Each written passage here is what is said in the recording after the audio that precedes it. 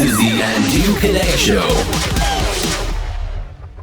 Welcome to another episode of the show, another hybrid episode. Today we are going to do a show about tennis and basketball. Guys, yesterday started the last ATP event of the year, the ATP Nitto Finals, and the last event in London. Unfortunately, without fans. This is really sad. Every player said that the feeling is completely different. This is one of the biggest events in the tennis world. And also today is the day where trades can start in the NBA. And we already got one, so it is not official yet, but look pretty much done. We'll get into it a little bit later. Probably you know what I'm talking about. But first, I'm so excited. I think the groups here, let's talk about tennis first. So I think the groups in the Nitto ATP Finals are very good as always. For God's sake, the 8 best players this year are here. So it's incredible.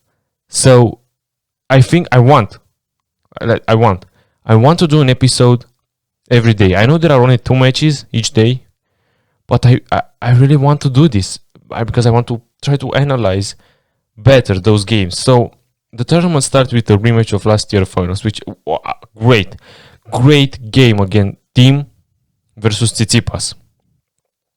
They have met 7 times before. Thiem leads 4-3 in the head-to-head matchups, and Thiem was going into this tournament a little bit of a question mark because he had an injury in Vienna. This is why he didn't play Paris, and yeah, it looked pretty serious, but he seemed fine. He moved really well. He was powerful as always. And I really enjoyed this match because the margin of error was so tight, so little. So this match probably was decided on 3 or 4 points because they both played great. They both served great. I mean, if you look at the stats of the game, you will see that percentage of first serve going in, Thiem 75%, Tsitsipas 72%. So both served well. Both had one break. The first set ended on a tie break, and it was a really crucial point because first of all, the battle was interesting to see which move, let's say, will be better, their forehand or their backhand, because they both have a one-handed backhand. They both hit the ball really strong, and it was so nice to see them duel from the baseline. Tsitsipas played some great at the net, hopefully at the beginning of the game, of the match, and the first start, and somehow going into the tiebreak, you had the feeling that Thiem is a little bit ahead, but just a little bit. But when the tiebreak started, I think Tsitsipas had 4-1 and then 5-3. And somehow the pressure, he started feeling the pressure, and he lost it. He couldn't handle it. Thiem came back to win the tiebreak, 7-5, and so he came back, and he had 6-5, Thiem, and Tsitsipas was serving, and he served great. Thiem returned near the net. Tsitsipas you had the impression that he got there a little bit maybe too fast, and he hit the ball kind of weird in the direction of Thiem, and then Thiem hit a lob that went over Tsitsipas, who eventually got to the ball, did a backhand lob, but the ball was out. He put too much power in that backhand lob because Thiem was advancing to the net. He saw that and he tried to lob him. And so there was a combination of weird moves, weird ideas that Tsitsipas had. So first of all, after the serve, the entire set, his first serve plus the forehand or the next shot was so good, and he got it wrong that time, and Thiem won the set like that. This is why I said that the margin of error was so little. a stupid error like that, and boom, you lost the first set. Now, Tsitsipas came back in the second set. He was more motivated. Some of the pressure transferred to Thiem. And yeah, he played better, Tsitsipas, in the second set. And this is when he got his only break. In the second set, he won 6-4. But remember that that set also was tight. 6-4, as I said, a little margin of error. Thiem that time got it wrong. But in the third set, at least at the beginning, Tsitsipas played kind of bad. I mean, Thiem got a 3-0, and you got the idea by his body language that, yeah, the match is done. Tsitsipas made his serve then very easily to make it a 3-1 game. And then at 4-1, Thiem began to struggle and save the break point. Tsitsipas had the opportunity to recover that break. That was a long game at 4-1 for Thiem, and he was serving. At 3-1, sorry. And he was serving. He won. And yeah, then there was not that close. Because Thiem served so good. Those wide serves, oh my god, they were so good. And the third set, Thiem hit 16 winners. And Tsitsipas 2 after just 6 games. So Thiem got more aggressive. He hit the ball. You could see the eyeball test told you that he hit the ground strokes a little bit harder. And his strategy was better. I mean, he served very good, and if Tsitsipas somehow made the return, Thiem won the point. Doesn't matter if it was on contre-pied or moving him left to right, but it was a great match. It was a fantastic performance by both of them. A very impressive victory from Thiem. He looks healthy. He looks good. Thiem said after the game that the conditions are fast. And yeah, they looked fast. And this is why this was a great matchup. And obviously, in this format, when there are 4 players in a group and they only play each other once, every game feels like a final. This is why I love this tournament, because every game has the feelings of a final. And both players played good. Thiem a little bit better, but just a little bit. Mentally, I would say that he won it mentally because he was more prepared. Tsitsipas said after the game that for him, he feeds off that public energy, and it's very hard for him not to have audience, not to have fans. So it will be interesting to see what happens next, because Tsitsipas plays next Andrei Rublev, who is in great shape, great form this season, but he didn't play against the big players. I mean, he beat Thiem once, I think, and I think he have 2 other victories against top 10 players. But he never played Djokovic in his life. He played Nadal the second time yesterday, and he played Federer once in his career. So, kind of weird if you think about it, because all the other players that are here, that are also young, Zverev, Medvedev, who is 1 year older than Rublev, Tsitsipas, they already played a bunch of times, these guys, the big 3. So Rublev is kind of inexperienced in this way, and I really hope that he's inexperienced, and if he'll perform badly at this tournament, will not somehow overshadow how great he was this season. Because yeah, you can say he won 5 events this season, and Thiem only won 1, but Thiem won a Grand Slam.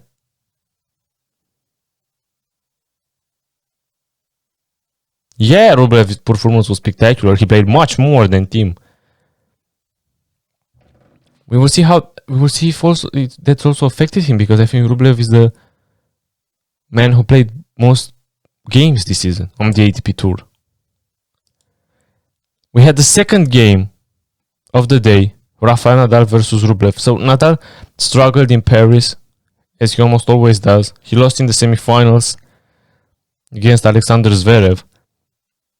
And now he went against Rublev for the second time. The first time they met at the 2017 US Open, where Nadal destroyed him. He won only 5 games. So it was not really a competition there. 3 years ago, Rublev was 19. Now he's 22. He won 5 events this season.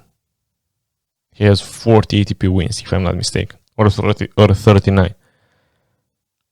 His first appearance here at the ATP Nitto Finals. And he started. So I had the complaint I have against Rublev. I had it against Thiem earlier in his career. He hit sometimes way too hard with no reason whatsoever. And this happened again today. And this is why he had a lot of unforced errors that were very close to the line. Some balls that went out, but they were very close. Plus, Nadal was so much better than in Paris, and his serve game was excellent. So, in the first set, it was 3-2. Rublev was serving, and Nadal broke him. He had 2 break points advantage, so the game got into the overtime, let's say. Then he had 4-2. He was serving Nadal, and it was deuce again, but Nadal ended up winning. Then 5-3, 6-3. No debate here. Nothing to say really. Then in the second set, Nadal started with a break and never looked back. Nadal's serve was brilliant. He served 72% of his first serves went in, compared to Rublev 62, and at some point was 80 to 20% or something like that. Rublev had 0 breakpoints. 0.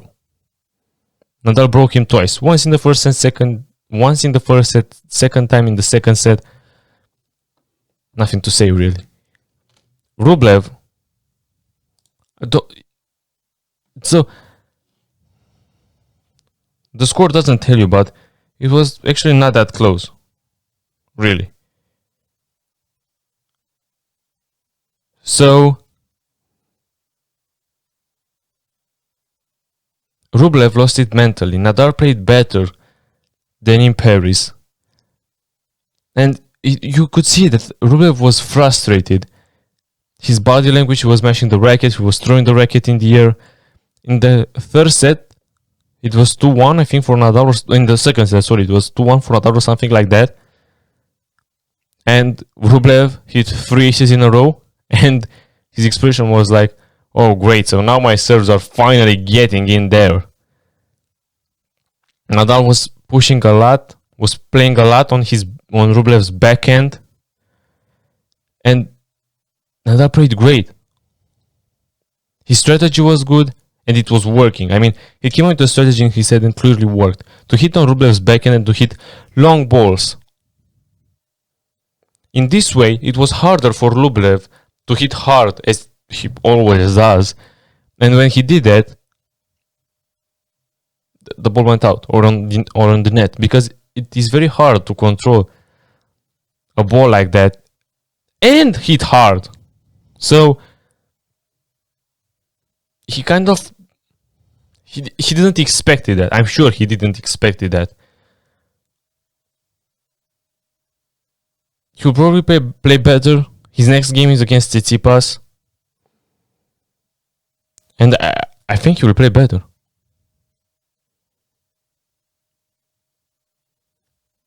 We need to see him in this event playing like he played prior to this event.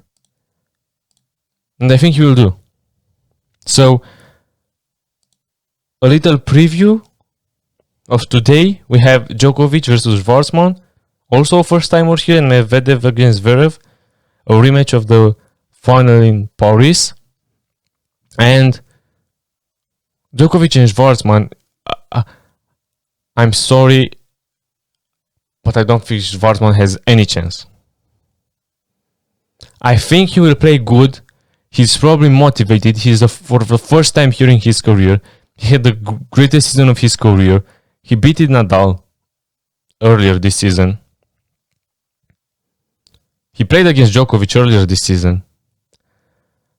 But then again, Djokovic is going for that 6th championship year to tie Federer's record after he ended up tying Sampra's record for ending the year the number 1 for the 6th time. Nothing more to say about this match so far. As I said, I will try to do an episode tomorrow to talk about what transpired into this game.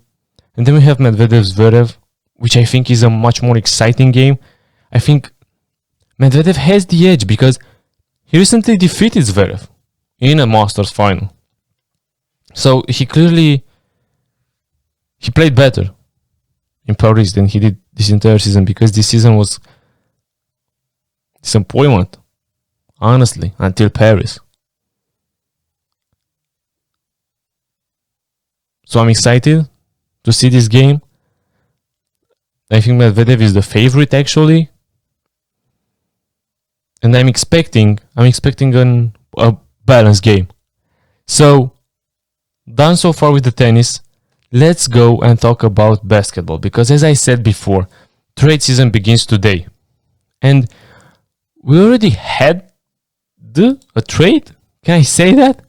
I mean, Woj from ESPN, as always, said that the Lakers want to trade for Dennis Smith Jr. That the Lakers want to acquire Dennis Schroeder in a deal that would send to Oklahoma City Danny Green and the first round pick they have this season, which is the number 28th. If you are thinking from a Lakers point of view, I think this trade is a W, because Dennis Schroeder was an excellent player. My pick for the 6th man of the year, actually. He played great with that three guards lineup in OKC with him, Chris Paul, and Shai Gilgeous-Alexander. He's a solid playmaker who is a shot creator. Also, this season he shot 41% on catch and shoot threes. So he's a good 3-point shooter. Percentage-wise, better than Danny Green was the last 2 seasons. He will be a great fit to Bron and Anthony Davis. And clearly a better player than Danny Green. And about that pick, so the Lakers are now trying to reap it. They don't need a young player, a rookie, especially if that rookie is the 28th pick. I mean, you can find some gold in there, you can have some luck, but they don't need right now a rookie, man. And you saw that Miami had 2 rookies that played great this season in Kendrick Nunn and Tyler Hero. And Miami went to the finals. But the finals was won by the Lakers, man. So they don't need rookies. I think Dennis Schroeder will be a great addition. The only negative thought about this trade that I have in my mind is, did they do that because they know Rondo is not coming back? Because Rondo is a free agent. He had the player option. He already told that he was gonna explore the market.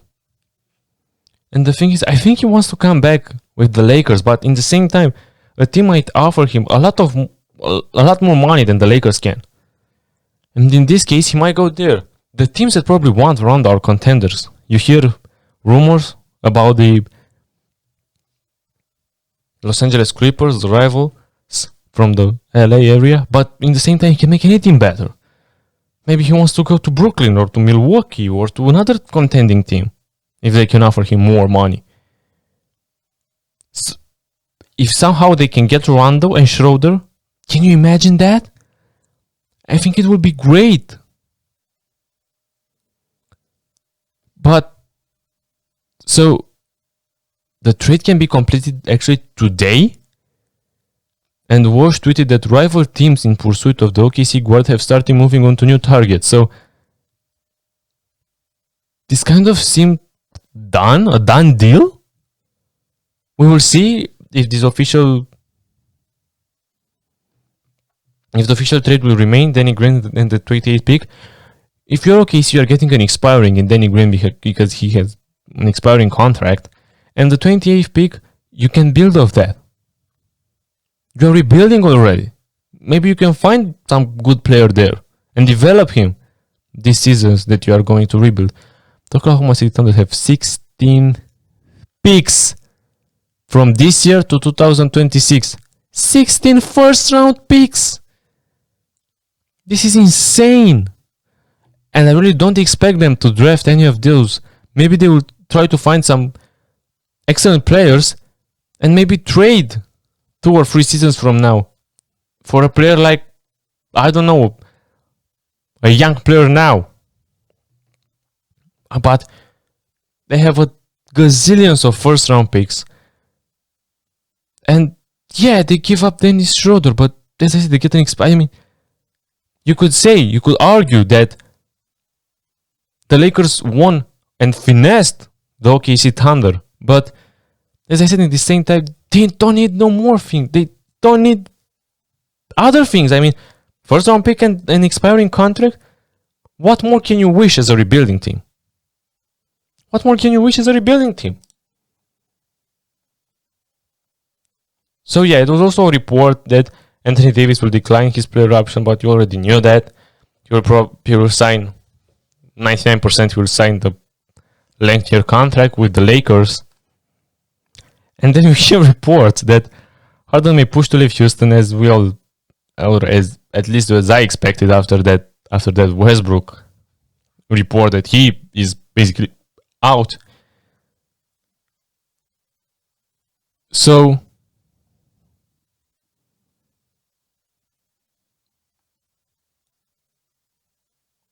and then you hear, and I figured my oh my god, I'm drawing a blank. The general manager from the Philadelphia 76ers, Daryl Morey. Oh my god, the Daryl Morey will try to trade for Harden in Philadelphia, and you hear reports about that. But then, why in the heck would the owner of Houston trade his franchise player after he lost the general manager, which was great? So I don't think Timo Fertitta will give this gift to Daryl Morey.